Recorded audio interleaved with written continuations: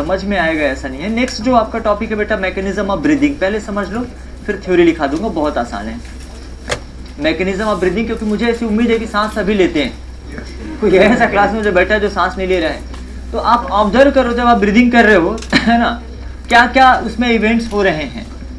कल मैंने आप लोगों को क्लास में जाते जाते इंटरकॉस्टल मसल्स के बारे में बताया था, ठीक है। Intercostal muscles are present between ribs, correct है, ठीक है। एक्सटर्नल टू टाइप्स, ठीक है, present outside they are called external intercostal muscle and inside they are called internal intercostal muscle. तो ब्रीदिंग के दो पार्ट हैं, आप लोग जानते होंगे है ना, कौन कौन से,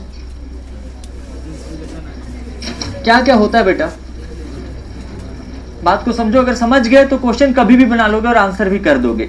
ये हमारा ऊपर वाला ये जो कैविटी है, ये जहां भी मेरा हैंड है यहाँ पे लंग्स प्रेजेंट है आपका, एयर टाइट कैविटी है बेटा, थोरेसिक कैविटी। ये जो पार्ट है पूरा बिल्कुल एयर टाइट है, मतलब यहाँ पे एयर जो कुछ भी आना होगा, ठीक है, ना क्या मुंह से ट्रैकिया के थ्रू ही आएगा और कहीं से नहीं आ सकता। तो थोरेसिक कैविटी, ठीक है, देखो तो कुछ वर्ड्स आते हैं इसमें, ठीक है। एक वर्ड आता है बेटा इंट्राथोरेसिक, क्या आता है, इंट्राथोरेसिक, ठीक है, राइट। इंट्राथोरेसिक बोलने का मतलब थोरेसिक कैविटी के अंदर, ऐसा बोलते हैं ना, इंट्रासेल्युलर मतलब inside cell, that mean inside thoracic cavity. या फिर लाइक थोरेसिक कैविटी के अंदर अभी फिलहाल हम रेस्पिरेटरी सिस्टम पढ़े तो लंग्स है, तो लंग्स के लिए हम लोग वर्ड यूज करते हैं बेटा इंट्रा पल्मोनरी, क्या बोलते हैं बेटा, इंट्रा पल्मोनरी, ठीक है। Is that clear? तो ये वर्ड आएंगे, राइट, इंट्राथोरेसिक, इंट्रा पल्मोनरी। अब एक बात बताओ यार, इंट्राथोरेसिक या thoracic cavity is air tight cavity, अगर इसके प्रेशर में कोई चेंज होगा तो डेफिनेटली इसके प्रेशर में और सेम चेंजेस होगा। मैं अगर कहता हूं कि इंट्राथोरेसिक प्रेशर इंक्रीज होगा, दैट मींस इंट्रापल्मोनरी प्रेशर भी इंक्रीज ही होगा, क्योंकि एयर टाइट कैविटी है, राइट ना, कहीं से कोई लीकेज नहीं है। ओके, अब दो टर्म आएंगे बेटा, एक आएगा यहाँ पे बेटा प्रेशर, ठीक है, और दूसरा आएगा बेटा वॉल्यूम, ठीक है। अब आप बताओ दोनों एक दूसरे के क्या होते हैं, इनवर्सली प्रोपोर्शनल होते हैं क्या, है ना। लाइक जैसे मैं बोलता हूँ वॉल्यूम इंक्रीजेज तो प्रेशर डिक्रीजेज। अगर देखो है दो लाइन की थ्योरी, लेकिन क्वेश्चन आपको अलग अलग तरीके से जनरेट किए जा सकते हैं, कभी इंट्राथोरेसिक प्रेशर के रिस्पेक्ट में, कभी इंट्राथोरेसिक वॉल्यूम के रिस्पेक्ट में, कभी इंट्रापल्मोनरी प्रेशर के रिस्पेक्ट में, कभी इंट्रापल्मोनरी वॉल्यूम के रिस्पेक्ट में। टॉपिक को समझ जाओगे तो कुछ भी पूछेगा आराम से आंसर कर दोगे, कंफ्यूजन क्रिएट ही नहीं होगा। प्रेशर और वॉल्यूम, सपोज मैं बोलता हूं कि इंट्राथोरेसिक वॉल्यूम इंक्रीजेज, मतलब ये जो थोरेसिक कैविटी है इसका वॉल्यूम क्या हो रहा है बेटा, इंक्रीज हो रहा है, पक्का। इंट्राथोरेसिक वॉल्यूम इंक्रीज होगा तो इंट्रापल्मोनरी वॉल्यूम का क्या होगा, डिक्रीज, इंक्रीज ही होगा। मैंने कहा जो चेंजेस इंट्राथोरेसिक में होंगे, मतलब अगर इसका प्रेशर इंक्रीज होगा तो इसका भी प्रेशर इंक्रीज होगा, इसका प्रेशर डिक्रीज होगा तो इसका भी प्रेशर डिक्रीज होगा, उल्टा करना ही नहीं है अपने को। मतलब ये दोनों आप समझ लो एक ही है, इंट्राथोरेसिक और इंट्रापल्मोनरी वर्ड सेम है, क्लियर। वॉल्यूम और प्रेशर डिफरेंस है, अगर वॉल्यूम इंक्रीज होता है तो प्रेशर डिक्रीज होता है, और प्रेशर अगर इसके जस्ट आप उल्टा समझ लो। Is that clear? कोई एक चीज में भी आप याद रखना, लाइक आप प्रेशर के रिस्पेक्ट में याद रखो या फिर वॉल्यूम के रिस्पेक्ट में याद रखो। अब मैं ये सोच रहा हूं कि मुझे ब्रीदिंग का, मैंने बोला दो पार्ट होता है, एक क्या होता है बेटा इंस्पिरेशन और दूसरा क्या होता है बेटा एक्सपीरेशन। चलो ठीक है। अच्छा एक बात बताओ, मसल के कॉन्ट्रैक्शन की बात करते हैं हम लोग, कोई भी मसल के कॉन्ट्रैक्शन की, जो भी आपके बॉडी में जैसे मसल है कॉन्ट्रैक्शन की, और इसके रिस्पेक्ट में एक वर्ड आता है बेटा रिलैक्सेशन, पक्का है ना, कॉन्ट्रैक्शन और रिलैक्सेशन। जैसे रबर को आप, है ना, रबर जो होता है उसको आप खींचते हो, ठीक है, आपने खींचा, आपको एनर्जी लगी, पक्का, रबर को आपने खींचा, इलास्टिक होता है वो, है ना, वो आपने उसको खींचा, आपको एनर्जी लगी, लेकिन जब आप उसको छोड़ दिए तो क्या आपकी एनर्जी लगी? मतलब मसल के कॉन्ट्रैक्शन में एनर्जी लगती है, जब भी कोई मसल कॉन्ट्रैक्ट होता है तो एनर्जी लगती है, एनर्जी यूटिलाइज होती है, और कभी भी बायोलॉजी में एनर्जी यूटिलाइज होता है उस प्रोसेस को आप लोग क्या बोलते हो, एक्टिव। Is that clear?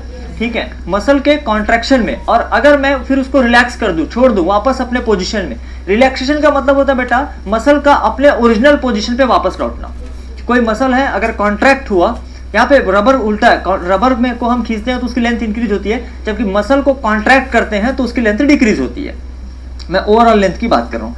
तो कभी भी कोई मसल कॉन्ट्रैक्ट होगा, राइट ना, तो आपको एनर्जी लगाना पड़ेगा, पक्का। मसल कॉन्ट्रैक्शन में एनर्जी लगता ही लगता है कॉन्ट्रैक्शन के लिए, लेकिन रिलैक्सेशन के लिए नहीं लगता। ठीक, सिंपल, ये समझ में आ जाएगा। तो देखो कॉन्ट्रैक्शन में आपको एटीपी लगाना है, इसलिए चलो देखते हैं। तो इंस्पिरेशन के टाइम पे क्या होता है, ठीक है, जो आपका डायफ्राम डोम शेप है यहाँ पे, ठीक है, मैं इसको बना रहा हूँ लाइक ऐसे मैंने बना लिया, ठीक है, ये थोरेसिक कैविटी है, इसके अंदर लंग्स हैं, ये मेरा डायफ्राम है, दिख रहा है, ऐसा जो बना है ये क्या है बेटा, डायफ्राम है, और इसके अंदर में लंग्स प्रेजेंट हैं, क्योंकि जो चेंजेस आपका होगा कहाँ पे, थोरेसिक कैविटी में, सेम चेंजेस आपका लंग्स में भी होने वाला है।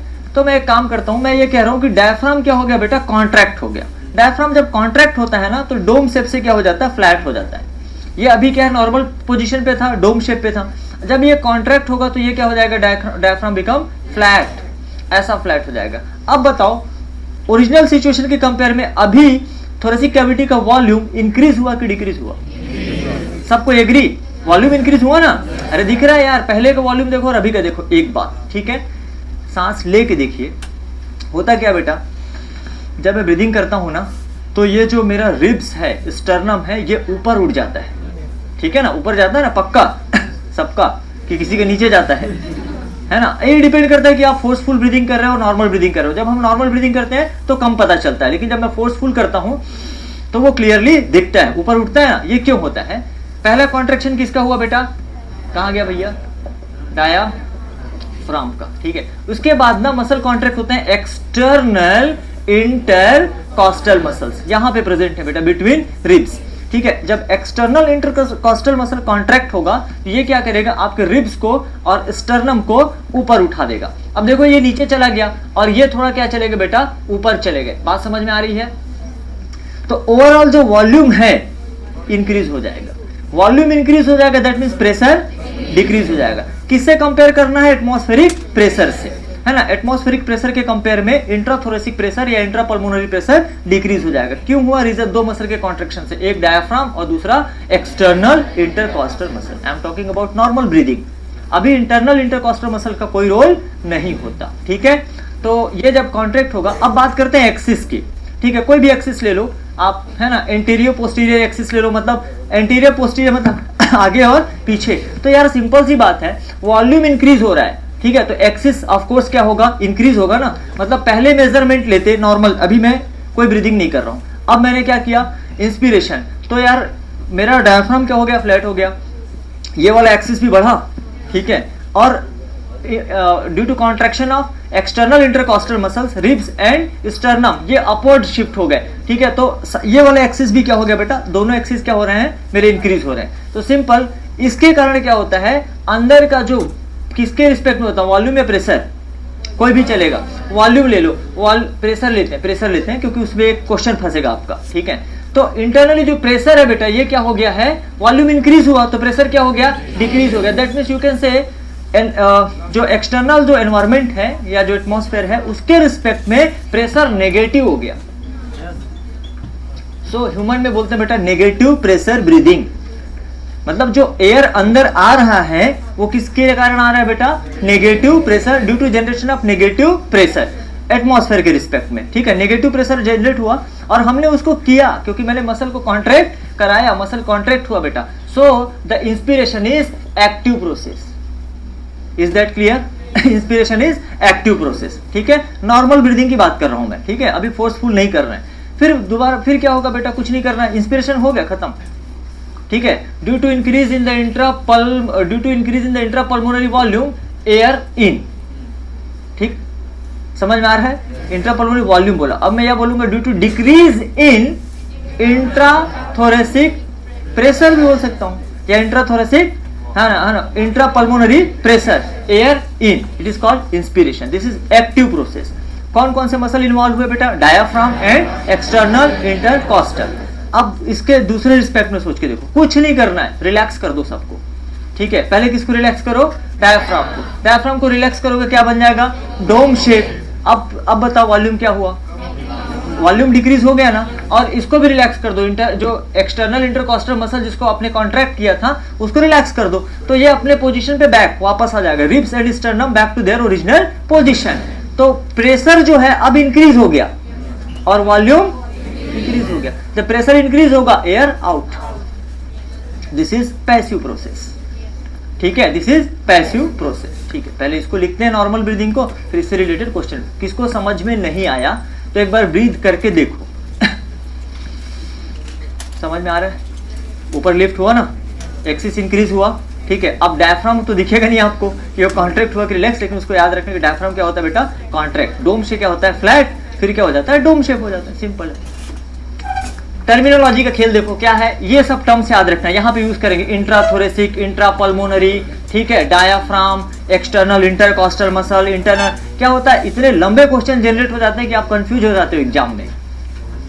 क्वेश्चन लिख देगा उसमें बार बार ये सब एक्सटर्नल इंटरकॉस्टल मसल कॉन्ट्रैक्ट ये वो, तो आप कंफ्यूज, कोई कंफ्यूजन नहीं है, एकदम सिंपल। नहीं समझ में आएगा तो सांस है ना लेके देख लेना, वहां पे आराम से बन जाएगा। लिखें क्या, एक्टिव होता है बेटा, और दूसरा वाला एक्सपिरेशन क्या होता है, पैसिव होता है, ठीक है, नॉर्मल ब्रीदिंग में। लेकिन अगर आपने फोर्सफुल ब्रीदिंग करना स्टार्ट कर दिया, जैसे मैं आपको बोलता हूँ फोर्स कि आपको फोर्सफुल ब्रीदिंग करना है, तो उस केस में इंटरनल इंटरकॉस्टल मसल भी कॉन्ट्रैक्ट होते हैं। क्योंकि देखो फोर्सफुल ब्रीदिंग करके देखते हैं करो,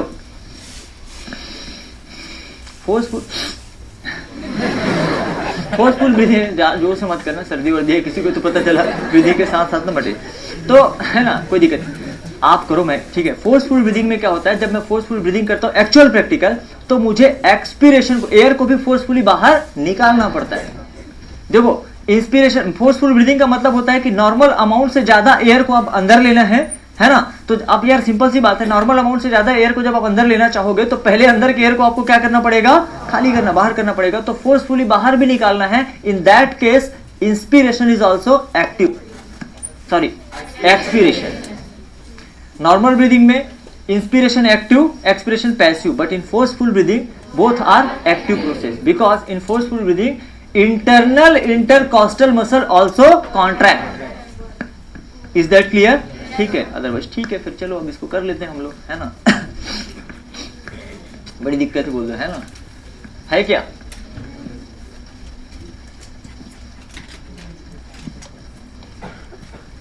बहुत इंपॉर्टेंट होता है बेटा ये, है ना, और सिंपल है मेरे ख्याल से। लिखिए बेटा, मैकेनिज्म ऑफ ब्रीदिंग आपका हेडिंग है, और हम लोग 2 टॉपिक में इसको डिस्क्राइब करेंगे। आपका काम हो चुका है भाई साहब। वैसे दिस ईयर ये जितना मेरे काम आ रहा है ना, इससे पहले कभी ये सा हमने वहाँ पहरा देते रहता था, ठीक है, उधर खड़े होके, है ना। आप लोग बताओ इसका नॉमेनक्लेचर कर दें क्या, कोई बताओ क्या, एक कोई बताओ, मैं पैंथर, वेंकट, सब कोई, पांडु, नहीं थोड़ा अच्छा नाम बताओ।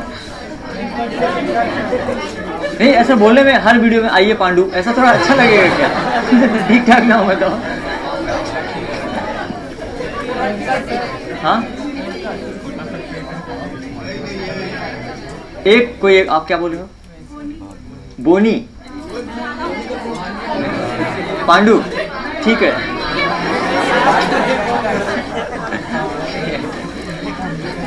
ये देख रहा है पता है सबको, रात को सपने में आएगा और अपने ना टीथ को ऐसे करेगा आपके ऊपर।